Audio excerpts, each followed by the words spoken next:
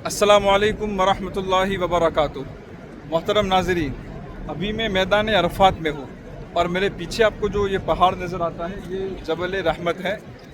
ये मैदान अरफात में हाजी 9 ज़िलहज्जा को रुकते हैं, 9 ज़िलहज्जा का दिन यहाँ पर गुजारते हैं। और 9 ज़िलहज्जा का दिन, अरफात का दिन, यानी कि 9 ज़िलहज्जा का दिन पूरे साल में सबसे ज़्यादा फजीलत वाला दिन होता है।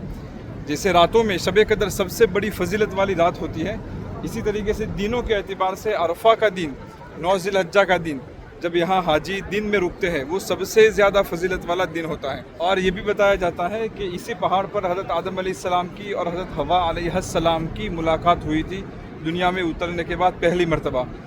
ये रिवायत किस दर्जे की है वो मुझे पता नहीं है, बाकी ये बात कही जाती है, मशहूर है कि जबल रहमत पर पहली मरतबा हज़रत हवा और हज़रत आदम अलैहिस्सलाम की मुलाकात हुई थी। ये मेरे पीछे जबल रहमत है और आप पूरे मक्का का, अरफात के मैदान का यहाँ से नज़ारा कर सकते हैं। देखिए ये चारों तरफ अरफात का मैदान है, मक्का शहर भी नज़र आ रहा है, पहाड़ भी नज़र आ रहे हैं।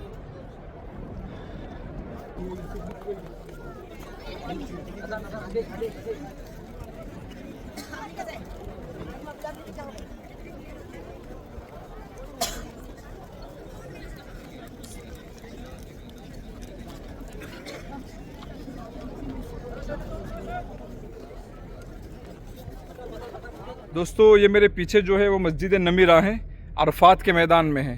अरफा के दिन यानी कि 9 ज़िलहज्जा को यहाँ पर हज का खुतबा दिया जाता है और ज़ोहर और असर यहाँ पर एक साथ पढ़ी जाती है। इस मस्जिद में 3 लाख नमाजियों की गुंजाइश है। ये पूरे साल बंद रहती है, सिर्फ 9 ज़िलहज्जा को ये खुलती है, यानी कि अरफा के दिन खुलती है, बाकी पूरे साल ये बंद रहती है। यह है मस्जिद नमीरा, 9 ज़िलहज्जा को ये मस्जिद खुलती है, अरफा के दिन ये मस्जिद खुलती है और यहाँ पर ज़ोहर और असर एक साथ पढ़ी जाती है और हज का खुतबा भी इसी मस्जिद में पेश किया जाता है।